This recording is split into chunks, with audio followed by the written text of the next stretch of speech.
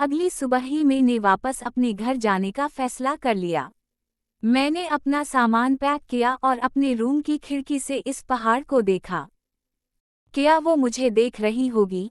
मेरे बदन में एक सर्द लहर दौड़ गई। मुझे लगा जैसे वो मुझे देख रही हो और हर के दोष पर कातिल धुन मुझ पर सेहर तारी कर रही हो।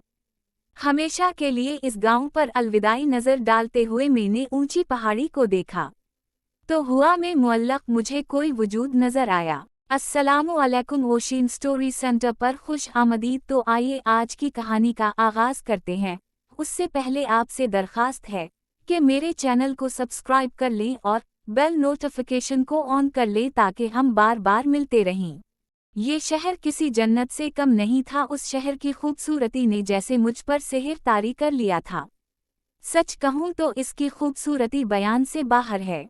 दूर दूर तक फैले पहाड़ और उनमें बसने वाले पहाड़ी लोग, उनके रहन सहन, सभी चीज़ें बेहतरीन थीं।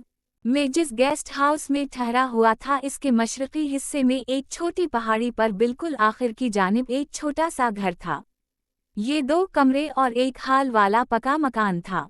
यहाँ आसपास कोई दूसरा घर नहीं था। पकी सड़क यहाँ से लगभग 2 किलोमीटर दूर थी, जहाँ से ऊपर इस गेस्ट हाउस तक आने के लिए एक छोटी सी पगडंडी बनी हुई थी। इस गेस्ट हाउस के मालिक मसूद अहमद बड़े ही मिलनसार आदमी थे। दरअसल ये गेस्ट हाउस इन्होंने 25 साल पहले खरीदा था। गेस्ट हाउस के अलावा शहर में एक दूसरा घर भी था जहाँ वो अपनी बीवी के साथ रहते थे। मसूद साहब की उम्र 50-60 के करीब होगी, मुझसे बड़े थे। इसके बावजूद इनसे मेरी दोस्ती सी हो गई थी। वो हमेशा मेरा हाल चाल पूछने आ जाया करते और मैं भी कभी कभार इनके यहाँ चाय पीने चला जाया करता था।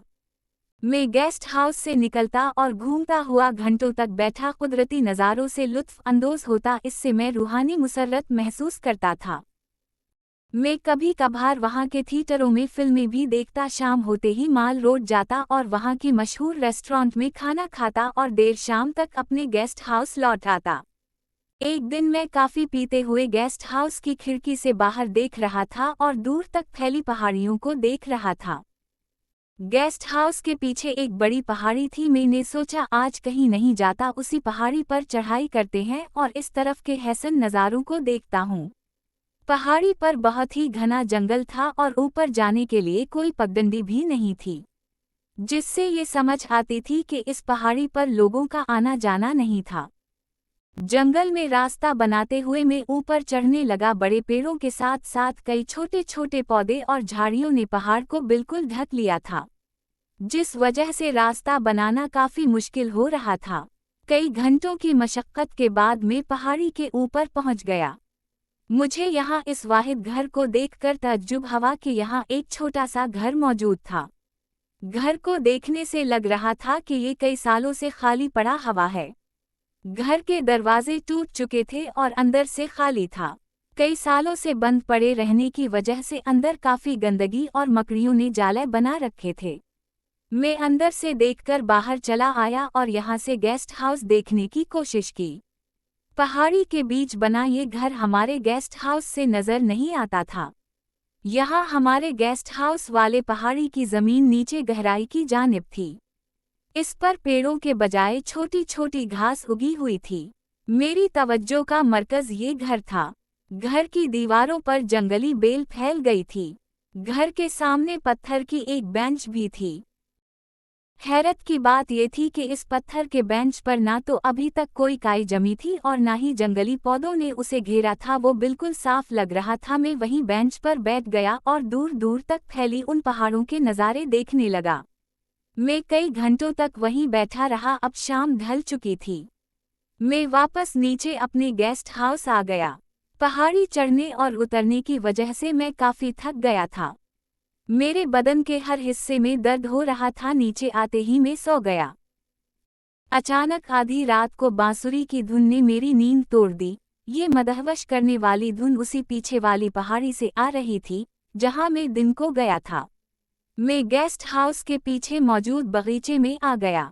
बांसुरी की धुन अब और साफ सुनाई दे रही थी। ये सेहर तारी करने वाली धुन मुझे सेहर ज़दा कर रही थी। मेरे अंदर ऊपर जाने की ख्वाहिश पैदा हो रही थी। इस ख्वाहिश के बावजूद मैं ऊपर नहीं गया। आखिर इतनी रात को इस पहाड़ी के ऊपर बांसुरी कौन बजा रहा था? मैं सुबह जाने का फैसला करके सो गया। अगली सुबह जब मैं उठा तो मेरे जहन में वो बांसुरी की धुन बार बार घूम रही थी। मैं सुबह फिर से इस पहाड़ी पर जाना चाहता था, लेकिन मैं काफ़ी थकान महसूस कर रहा था। मैंने अपने लिए काफ़ी बनाई, काफ़ी पीते हुए अपने बागीचे में बैठा ऊपर जाने के बारे में सोचता रहा। मैंने तय किया कि मैं दूसरे दिन वहां चला जाऊंगा। फिर मैं तैयार होकर अपनी बोरियत को दूर करने बाजार चला गया। मैं कई दिनों से मसूद साहब से नहीं मिला था, उसीलिए उनसे मिलने उनके घर पहुंचे। गेस्ट हाउस के पीछे की पहाड़ी से आती बांसुरी की मुद्देहर धुन के बारे में बताया। ये सुनते ही उनके चेहरे पर एक खौफ का साया सा लहरा गया। इन्होंने कहा, क्या आपने वो कातिल धुन सुनी? आप ठीक तो हैं? आपको कुछ हुआ तो नहीं? मैं कुछ बोल पाता उससे पहले ही वो बोल पड़े। वो फिर से लौट आई। फिर मैंने उनसे पूछा कि आखिर माजरा क्या है। वो काफ़ी देर तक सोचते रहे और बोले, शालू नाम की एक लड़की रहती थी। वो बेहद ही खूबसूरत और नेक दिल की थी।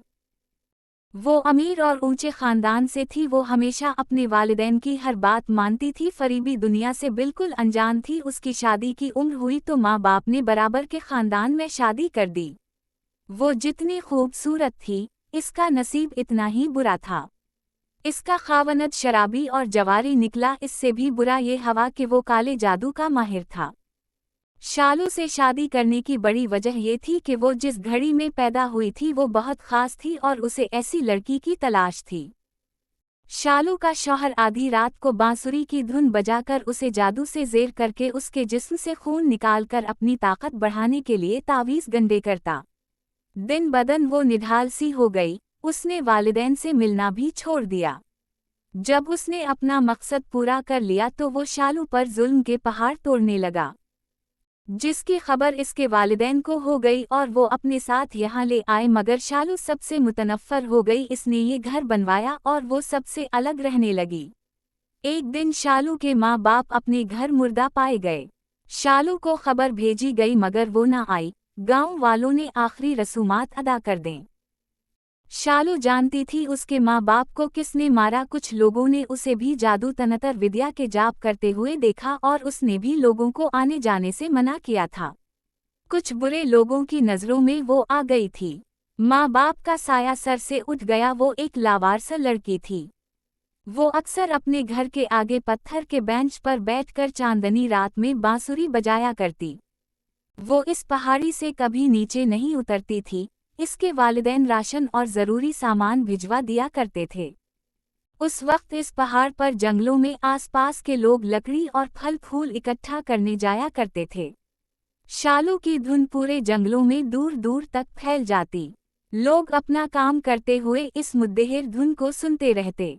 लोग जब शालू के घर के आगे से गुजरते तो उसे फल फूल देते, जिसे वो तोहफा समझकर ले लिया करती थी। इन सब के बावजूद इसका दिल खुश नहीं था। वो बांसुरी बजाती रहती।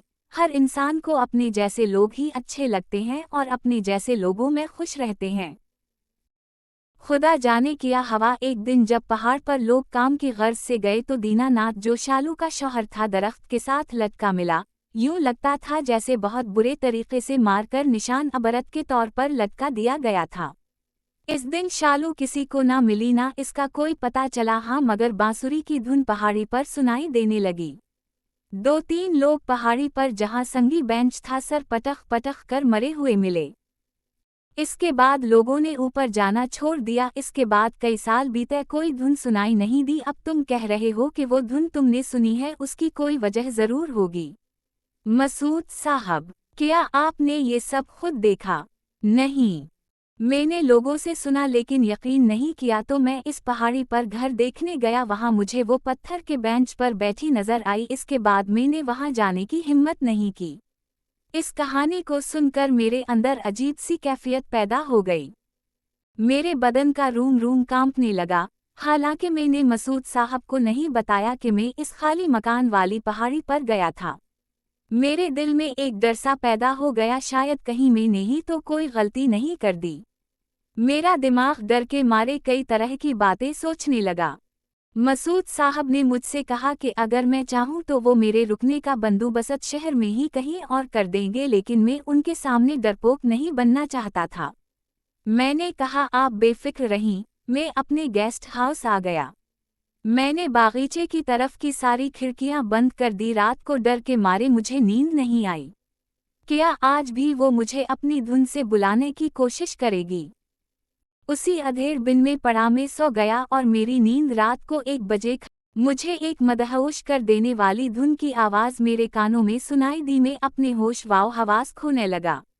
मैंने अपने कान बंद कर लिए। अगली सुबह ही मैंने वापस अपने घर जाने का फैसला कर लिया। मैंने अपना सामान पैक किया और अपने रूम की खिड़की से इस पहाड़ को देखा। क्या वो मुझे देख रही होगी? मेरे बदन में एक सर्द लहर दौड़ गई। मुझे लगा जैसे वो मुझे देख रही हो और हर के दोष पर कातिल धुन मुझ पर सेहर तारी कर रही हो। हमेशा के लिए इस गांव पर अलविदाई नज़र डालते हुए मैंने ऊंची पहाड़ी को देखा। तो हुआ में मुअल्लक मुझे कोई वजूद नजर आया। इसके हाथ में कुछ था जिसे वो अपने मुंह के करीब लाई और फिर वही धुन सुनाई देने लगी। मैं तेज कदमों से बस स्टैंड की तरफ चल पड़ा, क्योंकि मेरा जाना ही दुरुस्त फैसला था। मैं यहाँ की खूबसूरत वादियों में कोई नई कहानी को जन्म नहीं देना चाहता था।